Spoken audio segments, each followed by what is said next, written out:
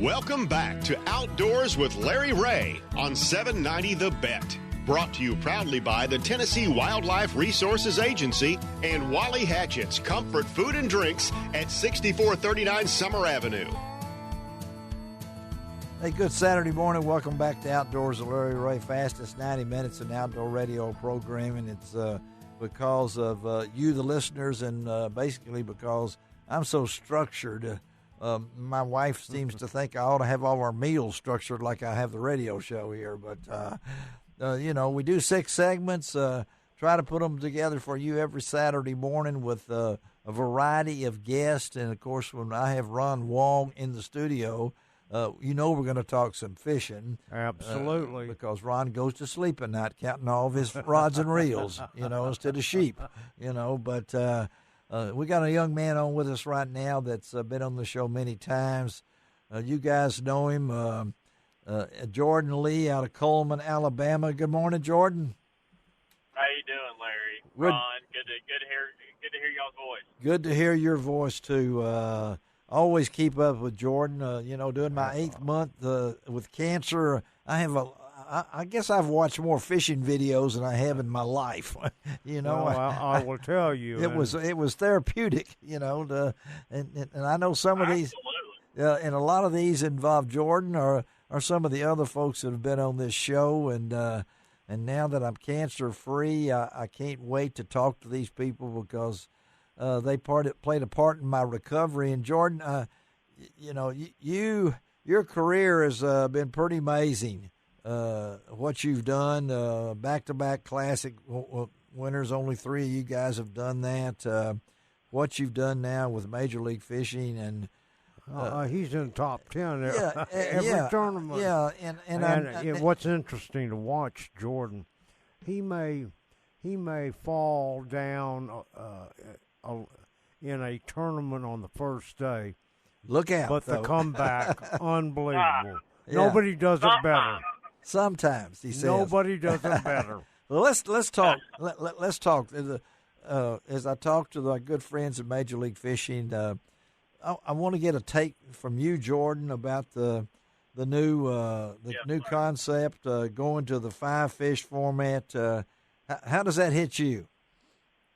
Yeah, so 4 years ago when Major League Fishing, when they wanted to start this up as an actual tour. Before it was really made for TV, and they really thought that this format.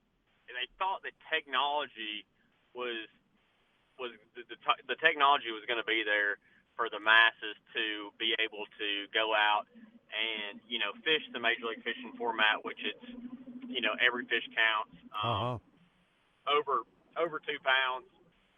But that hadn't really been the case. I don't think technology's really caught up with that yet. And I feel like since, pretty much all the tournaments that are out there, that people can't really 100% relate to. No, we can't. Hey, I agree with you. What we're doing. Yes. And yeah. Even though at times it can be, really entertaining, and a lot of people like to watch it.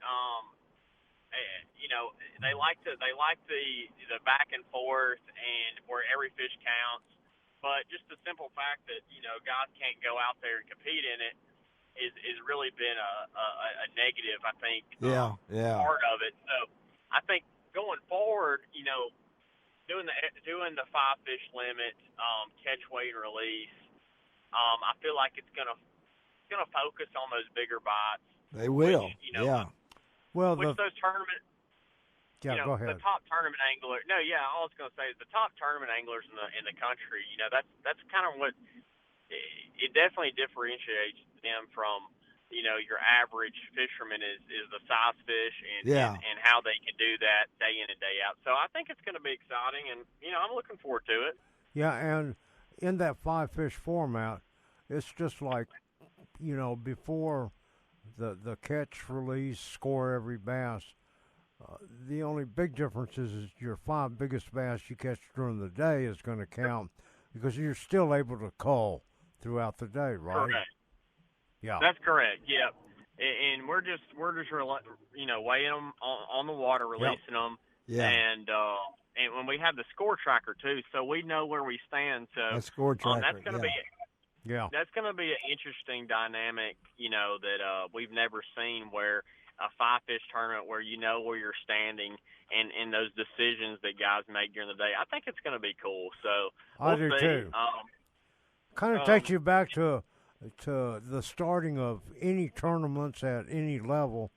You're going to go out and try to get a limit first. Yep, that's right. And then you start culling. Yeah. That's right. And so that's to me, that's exciting. Well, to watch where you have to throw a fish back, and except the only difference is that you've got a marshal that does it all for you in terms of the weight.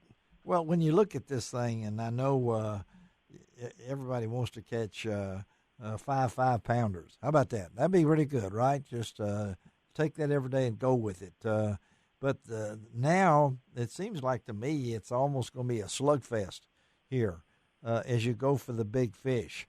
And the quantities is not the same as the qualities. So does that change your strategy at all now? I mean, or is it just the Yeah, I think it really, one thing that I've noticed the last 4 years, I feel like this format has made me overall a better angler because it forces you during the day to, make those adjustments and stay on top of the fish throughout the day because you can't have those slow times. Yes, that's right. Yeah. If you do, you're going to fall back. So now you're going to have to make a little adjustments, but what I've always said and when you show up to a lake, no matter what the lake, if you figure out the bite and what stage the fish are in, where they're setting up, you're generally going to catch numbers and bigger fish. That's where the population of fish is. So you just have to make those little adjustments for the bigger ones, and some days, you catch them and some days you don't. So that's just how it goes. And again, we're talking to Jordan Lee, our good friend Jordan Lee out of Coleman, Alabama. And it really worked out, at the last moment this week. Keith Combs was going to be on after you. He didn't think he'd get a signal. And so I asked Emily Harley, hey, I need somebody to fill in that last slot. And no one wanted to fill in after Jordan Lee. I was having. But look, you know who's on after you, and this is really crazy because it's Louis Manetti.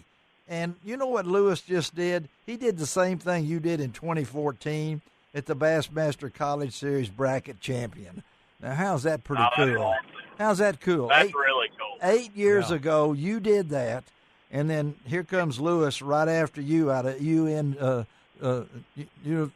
of North Carolina, Charlotte, doing the same thing, and it just fell into place that Lewis is going to be on after you because that, I love it. In 2014, that made the career for you, didn't it, Jordan? I mean, it kick-started you, didn't it?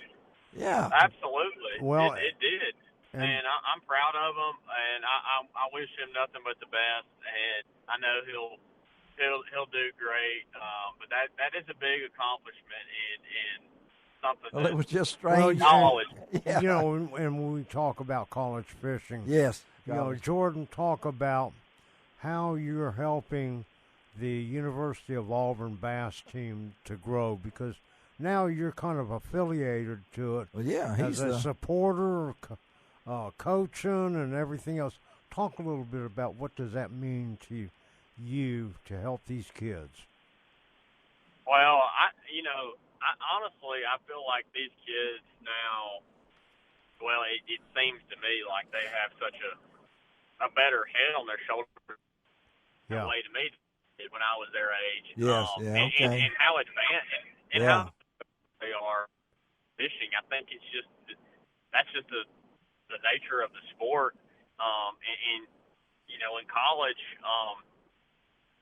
I mean, these kids are sharp. They are sharp, and there's a couple, Logan Parks and Tucker Smith. I mean, they're two. They won $1 million. I I mean, in one tournament. So yeah. And doing good for themselves, and they get it. So, and it's not just them two, but they definitely are the Auburn program's in good hands. Well, that's what we need these, because when you look back on it 8 years ago when you did win that thing, and as far as I know, I think we had you on the show after that, and here you youngest guy ever to win the $1 Million Club, and on the show earlier this morning we had Larry Nixon, the first guy ever to win $1 million, and it took him 20 years. 15, because it's kind of like Arnold Palmer and Jack Nicklaus in golf and what they do now. But Jordan, absolutely, yeah, we appreciate you taking time to be with us. Always a pleasure. So what's going on with you, the family? Everybody doing okay? Everybody's doing good. Just being a daddy, raising a 1-year-old, trying to keep him out of trouble, which is hard. That is hard to do. Well, you let Kristen handle some of those jobs, okay? Yeah. All right. I will. I'll tell her that. And Jordan, I'll see you at the Red Crest Cup. Yep, Ron will be there. Sounds okay, good, man. Ron. All right, talk to you. See you. Thanks, Jordan. All right, let's take a break on Outdoors with Larry Ray. Be right back and close out this baby.